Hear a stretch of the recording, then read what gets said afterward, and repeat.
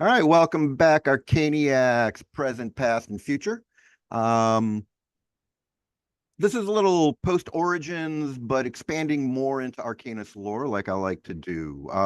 One of the things that we haven't really talked about, but can constantly mention, is the Sethragorn Empire, and the threat of the Sanu and the Sethragorn Empire has become this big amalgamation of all these different Sethric races, and Sethric races are just various reptile races, anywhere from the standard lizard man, which we've talked about, the black talons, which look like kind of hardy iguanas with big claws. They now have in gameplay everything from leaping tree frogs to shellback type turtles and anything in between. One of the interesting things that I've seen is every once in a while, there'll be a group of players somewhere in the world who will decide, hey, we're going to latch on to something. And I usually see it with Millendeer. And, it's usually the knights and it's really interesting because you have all these different options, right? To not play this traditional Western European medieval trope, time and time again, that's kind of where people go. I think it's just that comfort. But there's an interesting part to Millendeer that I've discussed briefly, and that's the Sulfur Marches. And the Sulfur Marches are where a clutch of the Black Talon suressen at one point were inspired by their deity, the fire god, the fire dragon, and emanation and as part of the Cassagor, who is the first dragon, the creator of all, kind of this Shiva creator and destroyer and filler of flame. And their matriarch of the Black Talons had a message that the way that things were going to lead to the destruction of the entire race, that they had been ordered to annihilate another clutch, and they disobeyed. And so, in that disobedience, another clutch was sent to destroy them. So, that matriarch mother sent her clutch north, and they left to save the Black Talons. And that matriarch mother stayed behind and in the end perished to ensure that her clutch could survive. And they marched north, and north is not good for reptiles because they depend upon the heat. The suressen are cold-blooded reptilians, and just when things seemed the worst, when they had come into this, I think, Germanic mountainous region, they came across this vast expanse of swamp that was being heated by sulfur vents from deep within the earth. And they found a new home. And I've met people who've played the suressen here and there, but I have not come across an entire table. And lo and behold, there is well known within the Arcanist community a group known as Beast. And the member of the Beast, I first saw them at Origins this year. They go full out. They're wearing reptilian headgear and dressing up, and they really bring in an aspect of the cosplay. And they do seem like a really well oiled machine, a team of players who have really embraced what Arcanis is about, which is building a community. So Valerie has graciously volunteered to talk about her experience with not just Arcanis, but tell us, Valerie, who are you? How'd you get into gaming, and why should we care? Um, first, of course, I have to say that, you know, I am the priestess of the fire dragon. And of course, I would be the one that would represent all of Beast to the rest of the community. I've actually been gaming probably 30 years now. I'm a second generation gamer. My dad was into gaming from chainmail days and then played D&D and advanced D&D.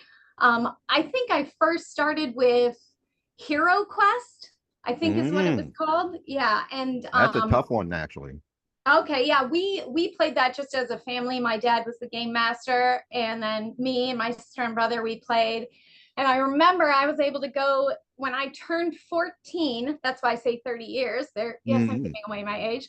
Um, when I turned to 14, I was finally allowed to go to GenCon. My dad had gone to GenCon, and at that time it was in Wisconsin. It was in Milwaukee, I think. Yep. And so I was 14 and I was able to go finally. And so, you know, I went up there and had a good time. And then the next year, my sister, who's actually 2 years younger than me, she was able to go as well. And so she and I have been able to game together for, I mean, obviously for, you know, almost 30 years. It's been. So I'm doing the math in my head real quick. So that was 94. Yep. That was my first Gen Con. Oh, excellent. That was right after I got out of the Navy. And at the end of my time in the Navy, I started to have some, because I wasn't at sea all the time, I was able to take time off and start going to conventions. And I happened to just get discharged just in time to drop off all my sea bags and stuff at home and go to Gen Con. That's awesome. So you were there were you still doing RPGA? Was that I didn't learn about RPGA until I came here to Houston. So I grew up in the Chicago area, and that's where all my family is now. I moved to Houston.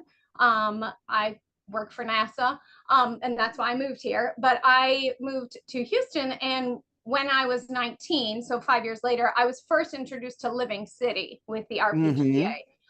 Prior to that, I was not playing any RPGA. I didn't even know it existed. Same. Yeah. Yep. So what was your first, since it's coming up, right? I mean, Gen Con is only a couple of weeks, not even 2 weeks away now. And I'm going back for the first time in a very, very long time. Just like this last Origins was my first in about 15 years. What was that like? 14 years old, man. I mean, I'm just thinking that must have been an amazing experience. Yeah, the biggest, I mean, it definitely was. The things that I remember from my early con days was my dad was really into Magic the Gathering, and he was selling cards, you know, just in hallways and stuff. I remember that.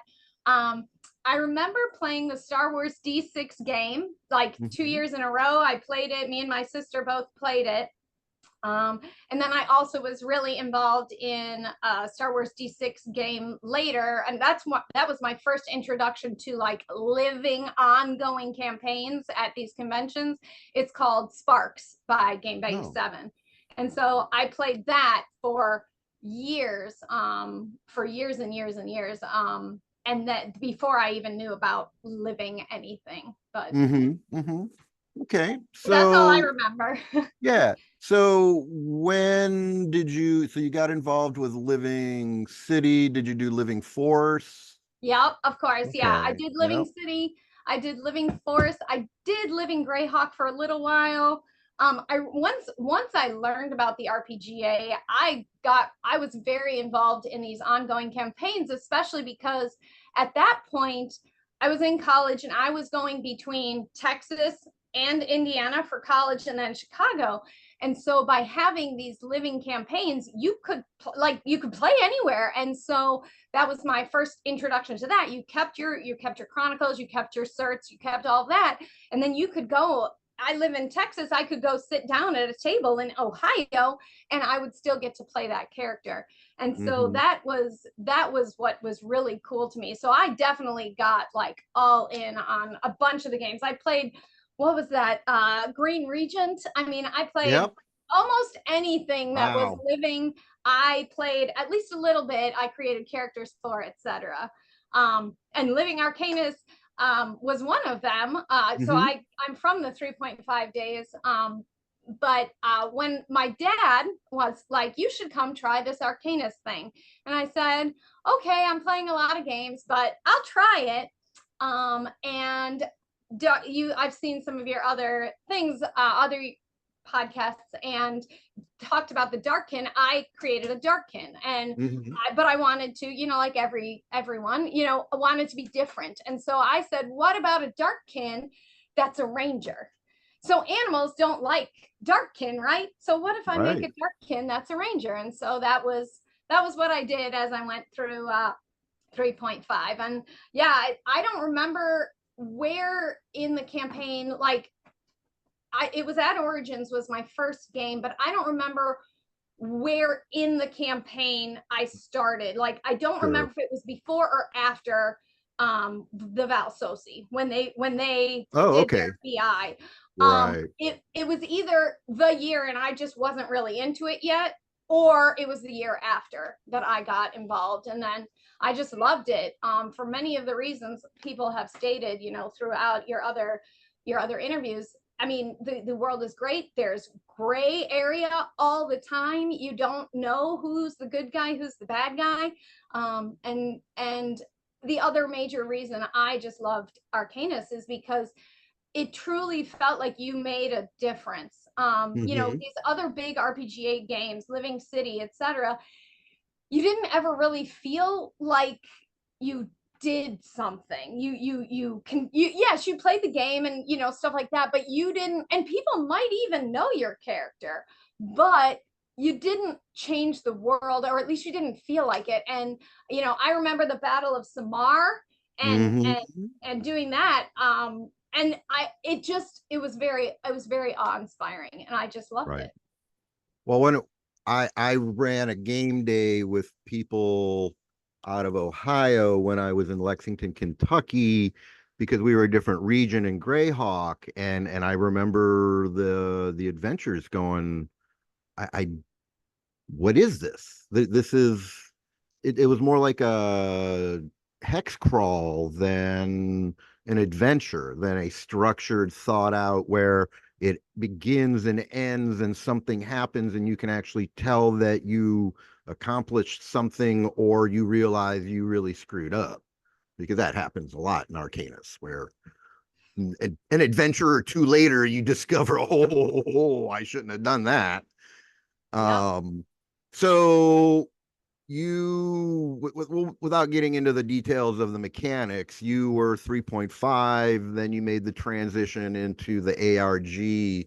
So the Arcanis role-playing game, when 4th edition came out, RPGA basically was disbanded, and Arcanis was left to defend for itself.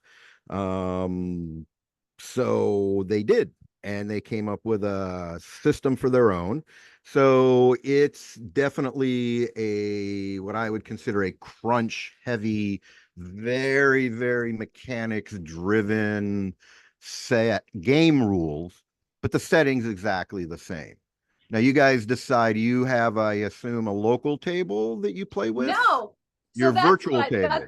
That's what's to me is really cool about Beast. We have members in 4 different states. We have me, and then the Scaled Wolf. He is my partner, and we live here in Texas. My sister lives in still Illinois. A friend of mine from college lives in Michigan, and then another friend who we didn't even know prior to any of this. He was playing a suressen on his own, and we met him, and he's in Tennessee. We've had a couple others too join us that they're suressen. We're like, come, because if you worship the fire dragon, you're not going to get hurt when I start doing things. So that's one of the major benefits we have had. We love having suressen around. It's a very. So how often have you guys been able to play in person? So was Origins like a rare event? Well, we used to, Origins every year. I've been going to Origins. I think I have the Origins dice from Crystal Cast from every year since 2001, I think. Wow. Yeah, and we got the 2020 version, even though they did not have Origins. I bought it online.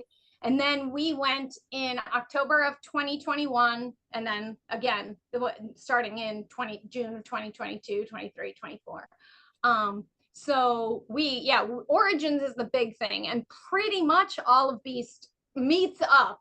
As a matter of fact, we used to do this thing we called pre-Origins gaming, where since we do live all over the country, we would get together the week the 5 days or whatever prior to Origins. We'd all get together starting Saturday through Tuesday, and then or Wednesday morning, and then head to Origins.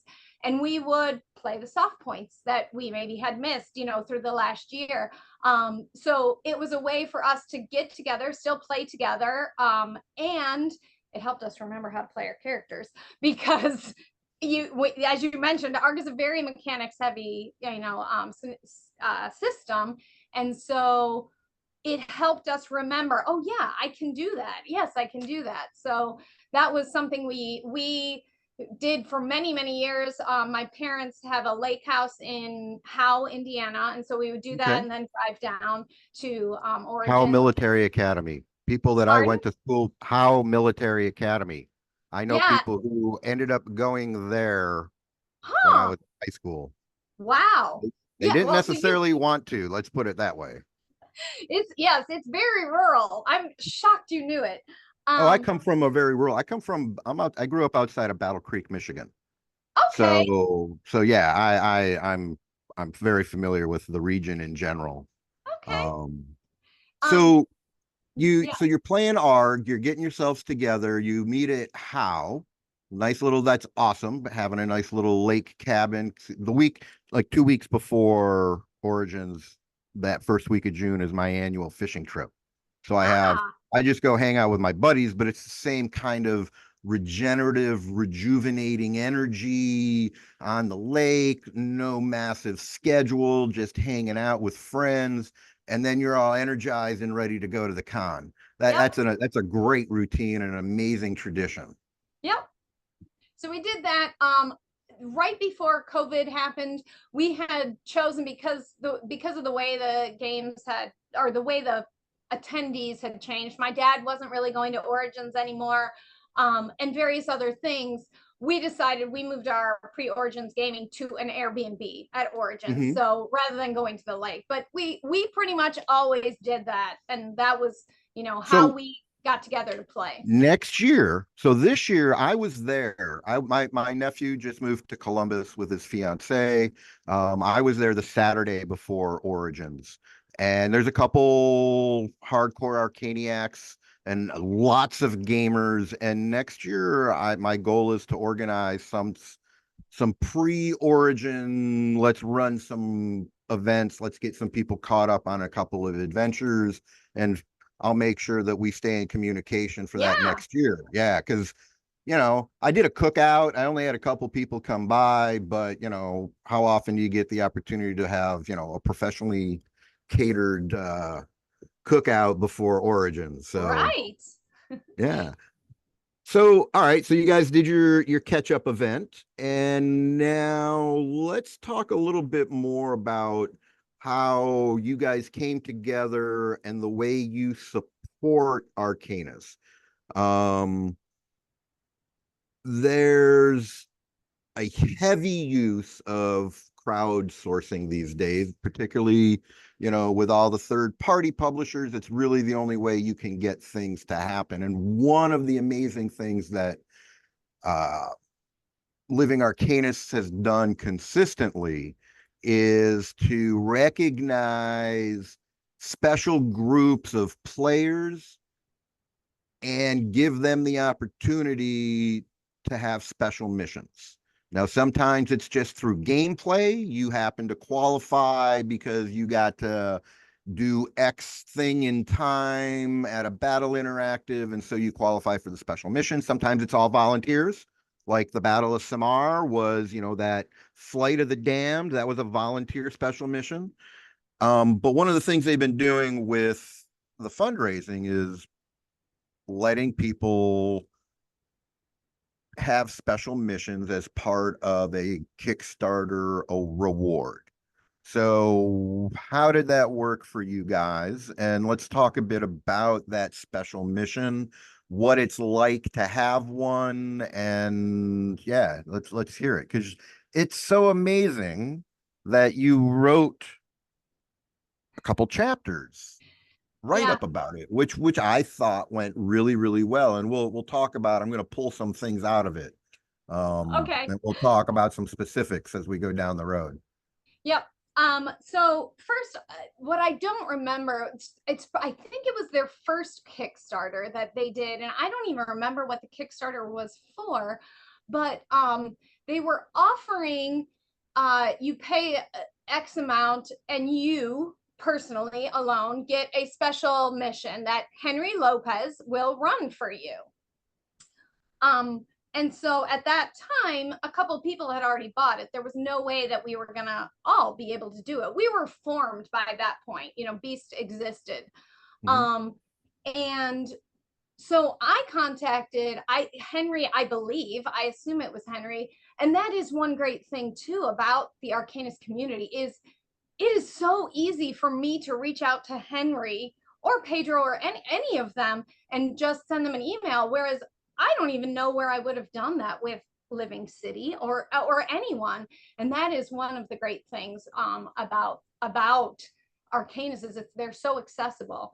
But I just reached out to Henry and said, hey, listen, is there any way that you could offer a full table for 6 times the amount that you're asking for each one? Mm-hmm. And so he created a pledge on the Kickstarter that said full table, this amount of money, and you can do a full table. And so I snatched it and we got it. They might have offered another couple because other people were like, we wanted that too. Yeah. But we grabbed it and then we arranged to have our special mission at Origins because again, that's where we all meet, right? That it just made sense. And Henry was going to be there too. So we talked about it. We as Beast, we have our own little internal chat, just email, and we're like, hey, what do we want to do for this mission? And we thought about it, and one of our members is the Scaled Wolf, and he is a disciple of Jegal Sog. Mind you, at the time, that was not, there was no Sethragorn book. He had created this character in the vein of disciple of Jegal Sog. And part of the being a disciple is it is honored that a disciple can make a pilgrimage to the mound of Jegal Sog, which is in the middle of the Sethragorn Empire. Mm-hmm. And the disciples are granted that by the Sanu, by the entire empire.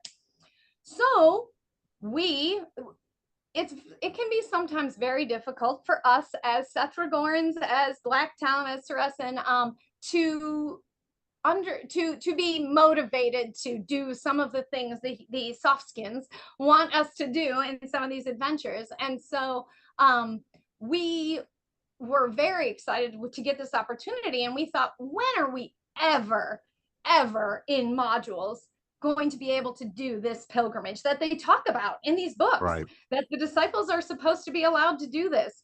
And so we said, you know what, that's what we want to do.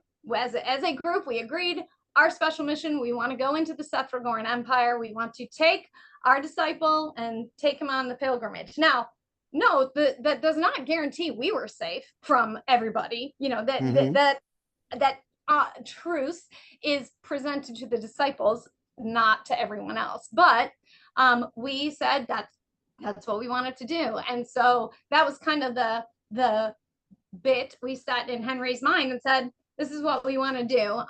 We want to head down that way and, maybe just scout out what else is happening in the empire to tell our matriarch. Excellent. So let's talk a bit about then your character. Okay. And what it means to be a suressen priestess of the fire dragon.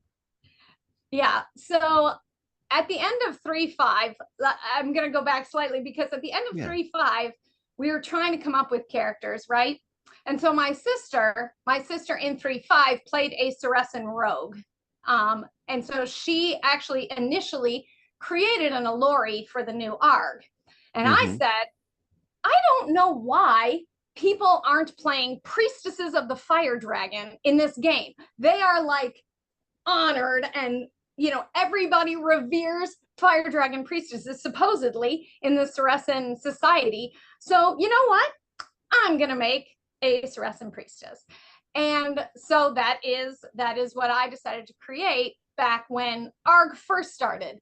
And my partner happened to also want to create a disciple of Jegal Sog, so we both initially started as these characters, and then things just morphed, from there. And we picked up the other members, but that was how I had originally decided that I wanted to be a priestess, because like, again, they're revered, and I didn't feel like there was really any good representation of that in 3.5. Like, you had this kind of tertiary information, and you knew, one of the adventures took us down to Abesios, and so you had very little interaction, but you knew of the Black Talon matriarch, and so I just decided, that's what I'm going to do. And I was very I played her very headstrong initially, like very, everybody should love me. Why do you not love me? And it has morphed over time. That's great. That's fun. So let's talk a bit about the special mission. Your group has decided to accompany Scaled Wolf, the disciple of Jegal Sog, which is kind of the equivalent of a druid in Arcanis. And he's a shaman. I don't know if 5e has shaman. Okay. There is. It's a shaman. It's and in 5e, the way the shaman works, in Arcanis, it's more like a warlock than the structure that they created for obviously for ARG. They have a different setup. But the interesting part, and what's really the most interesting part of all of Arcanis, is the lore. And so, I'm listening and thinking about what this tool is for Henry, right? So he's going to be creating a special personalized adventure for a group of Suressen to go and do something that really can only be done by a group of Suressen. So this really gave him an opportunity to drop some very, very interesting metaphysical Easter eggs. And so I read through your write-up, as I said, and enjoyed it. And I'm always one of those, wait a minute, what does this mean? What are they saying? How come I never heard this before? So from your write-up, this is, at some point, your group encounters another pilgrimage, a ghost scale Suressen, and the ghost scale are found in the sewers of Old Corian. And if you get the it's right there next to me. Oh yeah, adventure. There it is. The Carnival of Swords adventure. That's where you first get introduced to Ghost Scale. And they basically have this really impressive ability to camouflage like chameleons, only unfortunately they are currently being warped by some malevolent artifact. Now, on the road, you encounter a female disciple of Jegal Sog that is one of these ghost scales from Old Corian. And when asked why they're traveling, the Scaled Wolf talks about a dream. And then in response, Misha furrowed her brow.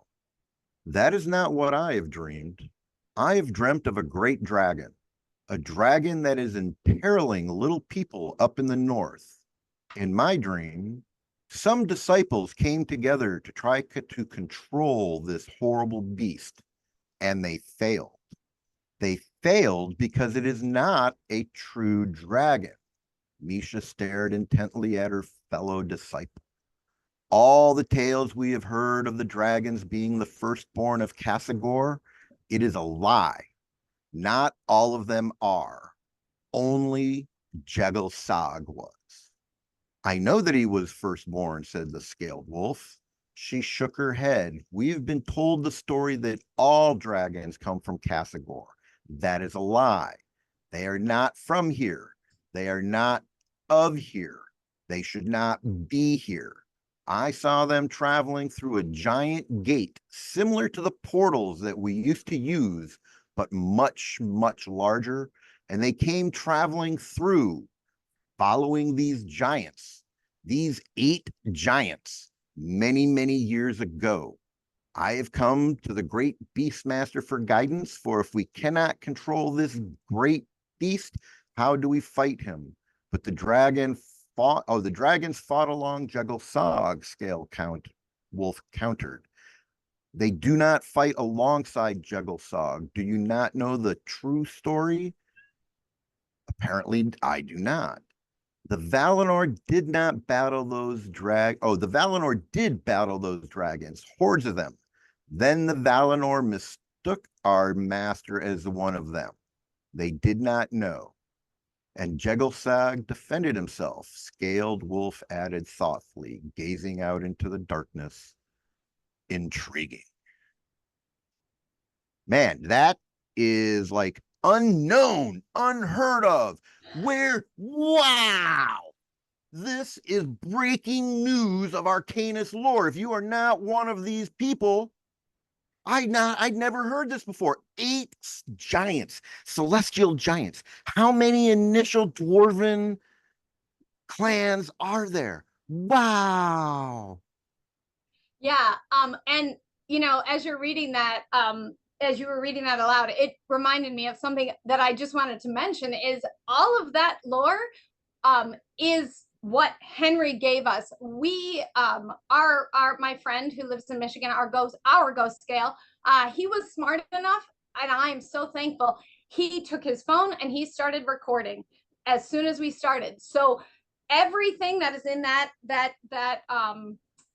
the writing that I did that you'll see, I mean, if it's lore, an accurate transcription that came from Henry's mouth.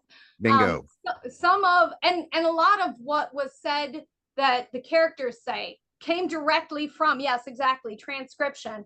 Some of it might be a little bit truncated or altered slightly, or attributed to other characters if it made more sense that, oh, Incendious is our bookworm, she knows like everything, right. I attributed to her, or things like that. But generally, yes, those kinds of things, and things you will see later, or maybe you've read it about that things that the Sanu say, and things that we find in the Black Tower, which I'm working on. Yeah, that's all stuff that came from Henry. So, like I said, man, like many Arcaniacs, I'm always scouring and looking for these things that help connect the dots so that the picture of the fundament when I look into the skies makes sense to me. So let's go from there. What else did you learn on this adventure? So I mean, this is pretty like, I mean, this is like earth-shaking information. This is new wow. This is going to reshape how many people think about Arcanis lore. I know, and I feel bad I didn't share it. Like there's a couple of things that, of why I am starting to work on the additional chapters. Those chapters that you have read were from like 2015 or 2014. I mean, it's a long time ago. I used to post them on the old forums. when we had forums.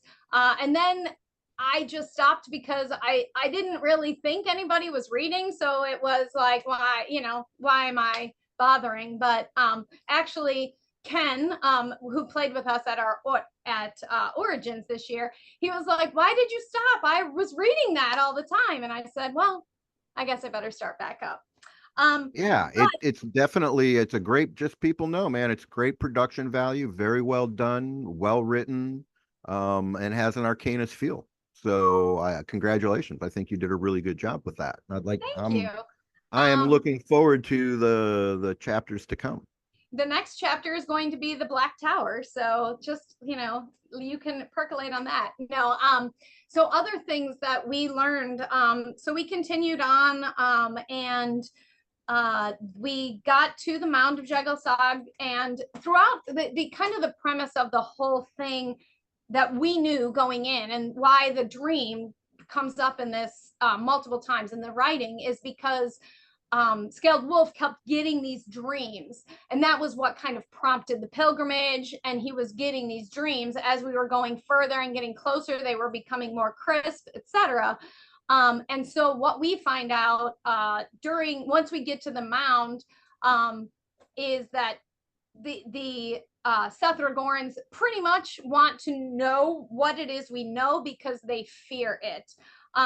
So the frog people, the Hylas, he ends up leading us to this lake, and they find where he goes, dives down, etc. And they find out where they think, at least, the dream is leading us. And in the dream, we pretty much find out that it's Skoreth. Skoreth is, if you need to know lore, Skoreth, right, that's the Sanu. Yes, well, the Sanu. real quick, let me read Scaled Wolf's dream here. The shadows coalesce into a long tail that begins to clarify itself as the tail of a Sanu. Long, black, hardened scales. The Sanu appears old, decrepit. Then he begins to shed his skin as he scrapes his lower body across the gravelly ground. He becomes young again, powerful, magnificent. The Sanu continues to slither along, and with each passing moment becomes older, and sheds the skin again.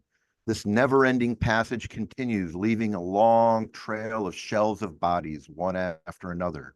The scene changes. Scaled Wolf sees himself and his fellow members of beasts diving deep into the waters, swimming into the gigantic maw of a viper. His lungs are burning, his limbs are leaden. They feel as though he can go no further. Suddenly, he breaks the surface of the water, gasping for air. In the distance, he sees a black tower, and he knows that is where he must go. He must go. He is compelled to go. Yep, that was all Henry. That was the dream that started all of this. And so, yeah, we finally do get to that lake. We go in, and yeah, it's a black tower. When we go inside the tower, we find out one of the first things that we encounter is Knock. And Knock is from the Codex.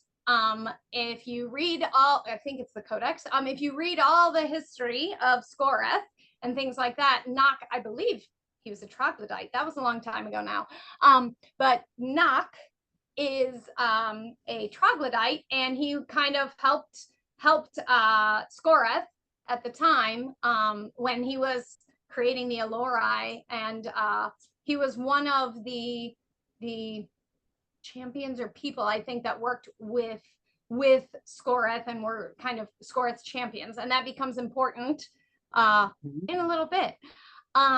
So we get into this tower, and what we see in this tower is we see basically kind of the how he made the Allori, or experiments on like Allori. One of the things that I remember will forever be burned in my head was there was like a glass box with an Allori head, and then all these like probes, things to be able to like make him smile, and all this stuff. So there was biomancy. What? It's biomancy, Yes. so it's part of the background for that the Allori were created by the Sethragorns. Yes. And so they are the experts in, and they continue to create biomantic creations. There are, the Ysira who can pass for human. There's another one that can pass for Allori. So this is where they learned how to do that. This is like Well, the yes and no, because at least what I believe, if I remember the lore correctly, the Tower of Gedalus that he did that all in was in the first city, because at right. that time that was I think it was the Ouremar Empire even back then. Mm-hmm, Not mm-hmm. And so his Tower of Gedalus was back in the first city, and that is where he created the Allori. He, had Belisarda there for, I think, a full day, maybe, or maybe it was a week. I don't remember. Like locked in a room, and they talked, and then suddenly after that, the Allori could become, she created that life, and Mm-hmm. that whole thing. So Skoreth was the one who created the Allori, Right. and this was not, at least as far as I know, this was not the tower he specifically created them in, but obviously there was some kind of experimentation going on. I think there's some theory crafting going around that they may have all been connected in some way. Right. There's currently on the Discord, people are trying to nail down how many Allori are there, why aren't there more, what's going on with their souls, are they actually being recycled or not? And so Well, it seems like this discovery of this tower might have some bearing on what people think about the opportunity for more Allori to be created. yes. So because I have debated whether or not to even speak up in that conversation because of what we then continued to find. Because as we continued through that tower, what I remember was Knock was nervous about, but brought us down.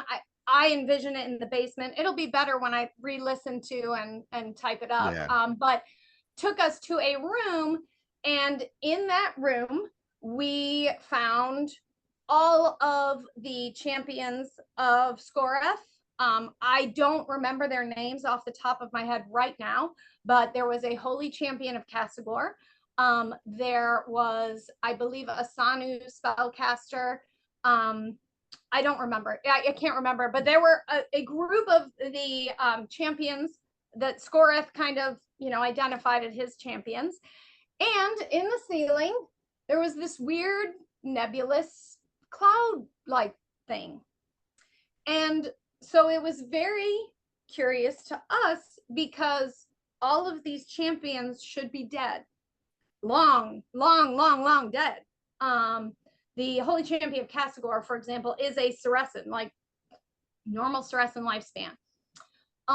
And what we found out through that is the nebulous thing above us was an Ouremar. Oh. Something like an Ouremar. Mm-hmm. And that was able So to bring back those champions. let's real quick, let's Yes. explain, because there are people who Sure. do listen that may not know what an Oromar is. So real quick, what's an Oromar? The Ouremar, well, you're probably better off asking an Allori, because they know more about the Ouremar itself. But you saw one. The Ouremar is where all of the Allori souls go, and then get reborn. That's how they have past lives. That's how, like, the soul doesn't disappear into the nether or go on to a heaven, or however you choose to believe. It returns to the Ouremar, and then that soul is what is placed in a new Allori that is born. And this has also been a recent discussion on Allori theory craft, is that there may be multiple Oromars out there. Yep. Right. And this seems to be some evidence to support that theory. Yes. It was very interesting and surprising to us. Again, because these guys were now reborn. And I believe, in addition to it being nebulous, I believe there were like sacks that were holding things. That's what I remember, mostly because I remember at the end we cut them down and destroyed the Ouremar. Because what they, oh, well, we destroyed whatever that was. Oh, because that was where Scoreth was. And we didn't want Scoreth to return. Additionally, the Holy Champion of Kasagor really, you know, was not nice to us and said we followed a false god. Now, of course, we know that's true, but we were very devout in our beliefs that there is no way that the fire dragon was Kasagor, and so we clashed. Well, so that one of the things I liked about your writing and how you brought up was the viewpoint as a priestess of the fire dragon, you know, and in the writing, and we'll figure out how to get this so people can access it, because one of the things you did that was very interesting was introduce a lot of cultural tension that can't help but begin to arise when two communities who have different forms of government begin to look at each other and go, oh, I like that, and oh, I hate it when we do this. So I mean, that's a very interesting point, or part of, I think, how you're exploring the suressen, the black talon suressen in particular, with this evolution of because, so what's the status of the fire dragon with the Millandrian or the Millandric church? Well, in one of the LARPs, that was it Sabinius, at the time, he's no longer with us, but he supposedly saw that the fire dragon symbol was on the ring of the Millandric church, and therefore he accepted the worship of the fire dragon, I guess, as part of the Millandric church. I can't say that we were definitely the causing factor of that, but I mean, we were at that LARP and we were definitely pushing for that. We wanted to have the fire dragon recognized as part of the Millandric church, or at least just recognized and legitimized. So, all right, wow, man, there's a lot of interesting stuff going on. So there you are. What are the big takeaways? So did you prevent the second, third, or eighth coming of some terrible catastrophe? I mean, what we, I guess, walked away with, we didn't necessarily walk away with a good feeling, in the sense that, I mean, how many other towers are there? Like you said, they're spread all over. How many towers are there? So therefore, could there be like another 1,000 Scoreths out there, or at least 100 Scoreths? You know, we don't know. Where is Scoreth?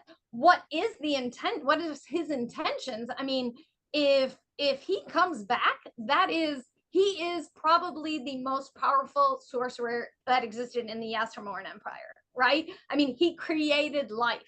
And so that has big implications.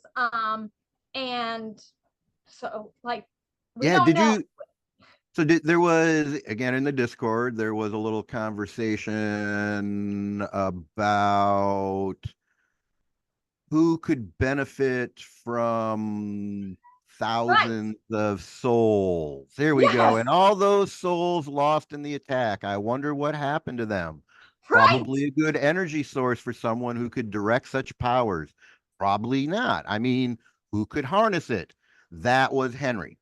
Yeah, and then Henry's words. Later on, I said, I see what you did there. And I knew we were having this conversation, so I figured it was all going to come out soon. But yeah, I mean, that's awesome.